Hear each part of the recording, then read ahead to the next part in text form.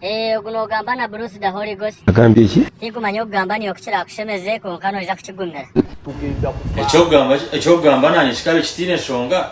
Bruce the Holy Ghost kanta kumanya uri wanka. Nakoro musawo tukandi wampaki. Ibintu bigumire. Nyo ndi omukristaayo omukanisa y'oru mushikiro. Apostle, we have this.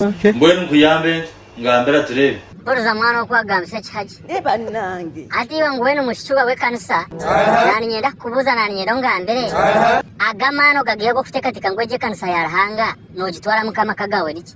Umburuska wamuheza usingi. Burumburuzo kwija wena niyo kumbinji soka twaba kristaye ngambo kabatamwe ngambo. Umburuzo nofa kinawe. Ibintu bigumire. Eje kanisa kugira obyeta makagawe niki.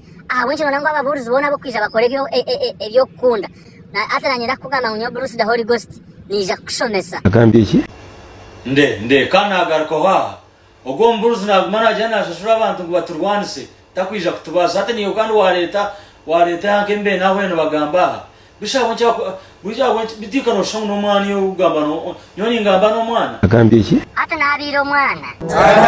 Ninyenda nkoze n'abandi barebereho beke Mazima. ati honkono kamushikiro wake kishobobo katine makuru ekeshomo cyentuha ako kufite katika ngweje kanisa ya Ruhanga basa kuba makagako mukaza kufite kankayete obwanga no mukanisa nakaterana sabantu ko kushiko kwende bintu bye kanisa ata nyenda kugana ngo mburuzo go mwesasire mugare ntokeze mugare famu ye kanisa beno yagimane jinga imuye mu butegwanyo obwo muye mu buzubwanyo Mazima. mwaba mwenda nimwe mugende mushomo buruzi muhereze kigamo cya Ruhanga rembe tware ibintu umburuzi kamamara akabena mutwe umburuzi abana beno bajya ntwa kurya twakushoma mura muye hono bajya ngona kubati kaguza akatoki mutere nduru obono nango beni wabiguza beni wapanzi sogo mwanya hata nanyenda kugambira mura kwa week says ibi ko wari jero mbwa mushikirwo